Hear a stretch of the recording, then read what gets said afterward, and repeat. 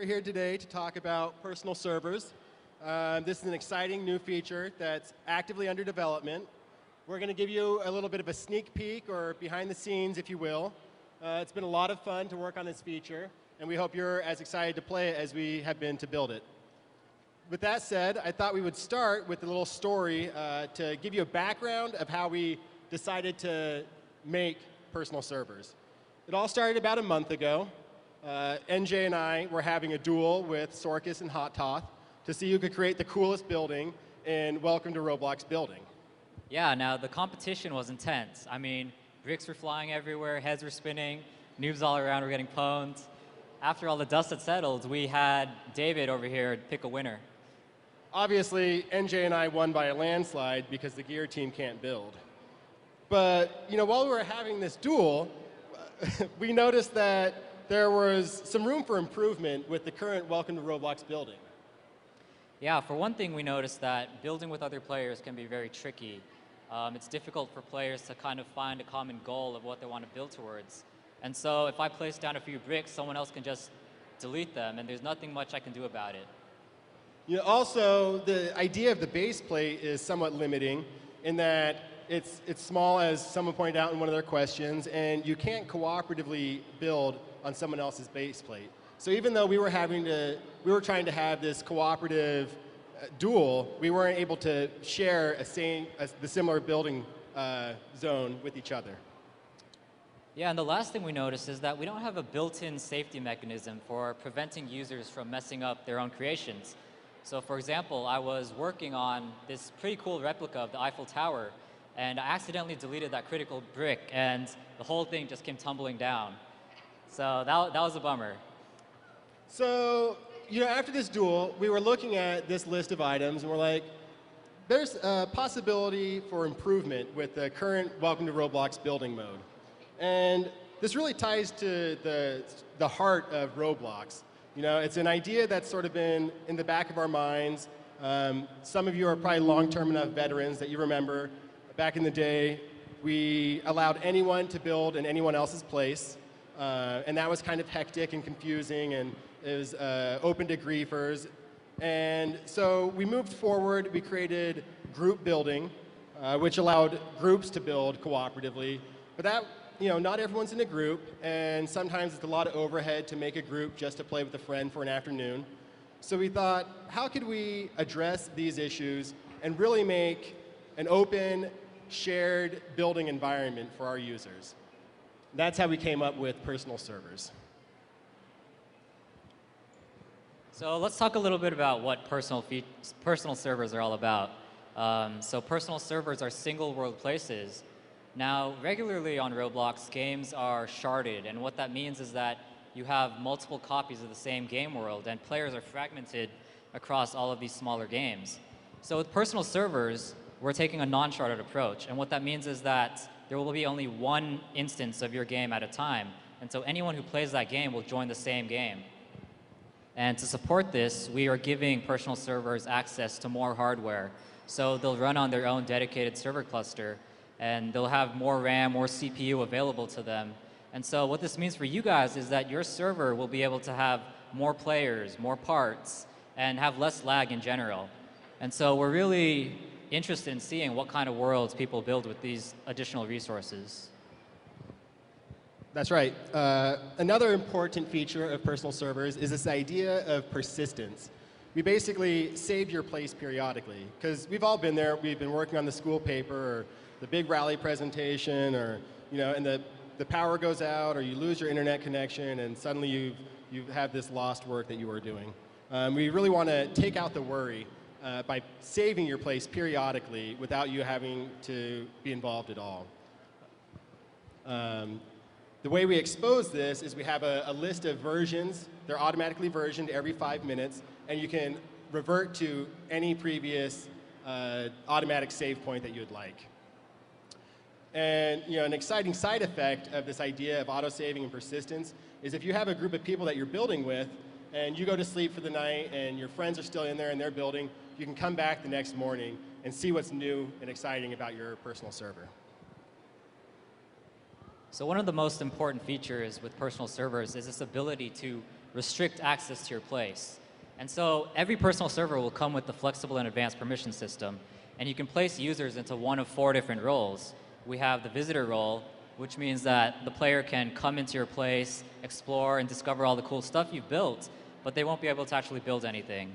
There's the member role, who can do anything the visitor can do, but in addition, they can build stuff, and anything they build will be automatically saved. And we have the admin role, who can moderate what roles other users are in, kick people from game, ban them, give yourself special powers. And of course, there's you, the owner, the place creator. And so every personal server will also come with a nifty ban list. And so if you got some troublemaker in your game, like Hototh or Sorkus, you just put them on that ban list, no more griefing from them, they won't give you any more trouble. All right, so that was a lot of talk about personal servers. So who's ready to see them in action? Yeah. All right, let's take a look. So, as mentioned before, personal servers focus on group building, which equals teamwork, which means building things much quicker. And you can combine your creativity from all your friends into one structure. Look how nice this castle is. Oh, look, someone just fell. See how easy it is? And it features the fabulous stamper tool that Jonathan Yar presented earlier. Look at all the parts that he mentioned before. You got landscape, you got castle parts, bricks, blocks, plenty of things. And look how easy it is just to build. Few simple clicks. See how easy it is to build a window, the roof. I don't know, what are those called on top? Barricades or battlements, battlements. Yeah, very easy. And before you know it, you have the whole thing done. And how long was this? It's only been, what, less than a minute, and this whole thing's almost done. Almost there, and when you are done, you sit down there, and you are literally on top of the world.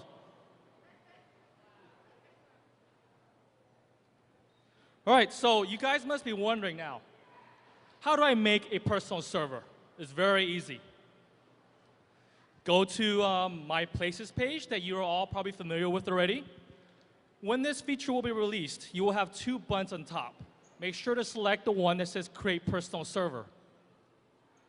You'll be taken to a Create New Place page. It is very similar to the one that you see today. The only difference now is that you can choose Personal Server or Game Place. Personal Server will be chosen by default. Please remember that after you've chosen and created your personal server, you can actually switch it back to a game place very easily. Another thing that is added to this page when you are building a personal server is the access and privileges section. Here you can add your friends to different access levels. Very easy. Let's say you want to add your friend to the admin level. Just type in their name, click add, and their name is automatically added. After you're done and everything is set up the way you like, just click create and it's all completed. So now, let's say you just want to play in a personal server, but you don't want to really make one. It's very easy. Just go to the games page, and again, when this feature is released, you'll have 2 tabs on the top. You'll have a games tab, which shows the games as they do today, and you also have a personal servers tab. Just click on the personal servers tab, and you will see all the games that we're currently running. Sweet. So now that we've seen personal servers in action, let's just do a quick recap of what they're all about. So personal servers will save automatically. They're single instance, non-sharded places. While regular games on Roblox are public by default, personal servers will be private by default. They also come with a special access privileges system, as well as a ban list.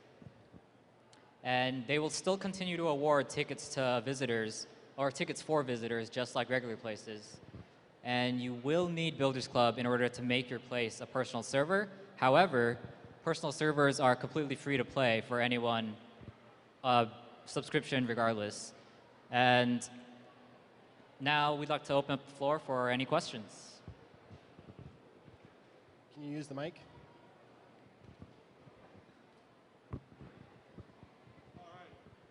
Oh, you are hearing me talk. Okay, it's working. Let's start with the left this time, because we're going to start with the right. When will it be released? So we are still working on it. What you actually saw was like alpha footage. So we do expect it to be released about 2 or 3 weeks from now, is a rough estimate. These guys are supposed to be working on it. So if it doesn't come out in 2 or 3 weeks, these guys. All right. Can we get a question from the right here? Why does everything, including personal servers, have to be Builders Club only? So in the case of personal servers, we require Builders Club in order to make them because we're giving out extra hardware resources. Like we said, you'll be running on your own cluster, and you'll be able to have a lot more people in at once, and you'll be getting additional hardware resources. But one important point is you do not need to be in Builders Club to play in a personal server, only to own your own. Can we take a question from the left here? Will normal games places be able to switch to personal servers like easily or? Yeah, they will. So we want personal servers to be just like regular games in that you can switch them back and forth anytime you want. And so if you have a regular game that's really popular and you want to make it a personal server so that other people can come in and build on top of what you've already built, you can definitely do that. It'll be a very useful way to collaborate with builders. Which side were we on? That was left. Yeah, can we have one from the left, please? No, we just had a left. Oh, sorry. Psych. Right. So for the autosave feature for the personal servers, will you be putting that in Roblox Studio as well? Because a couple times the power's gone out and I've lost all the stuff I've built and I forgot to save. That is a fabulous idea, especially since if we auto-saved in Roblox Studio, we wouldn't even have to upload it to the website, so it'd be essentially free. Yes, we will do that. Thank you. Can I get a question from the left, please? When you used to be able to build on play mode, why did you guys remove the feature to where you could like save it when you try and exit, like if you build with your friends? Who wants to take that one? You guys know? I can. So it sounds like you've been playing Roblox for a while because a very long time ago, we had this situation where whenever you left your place, it would ask you if you wanted to save, and you're asking why we removed that. Usually because when you're playing your place, you almost never want to save because you've just blown it up. So what we were trying to get at was sort of the kind of functionality that Isaiah, Nevin, and David have just presented to you, but we hadn't before put in the work that we have now done to do it in a good way. So we think we're solving that problem with this feature in a way that's much more intuitive for users.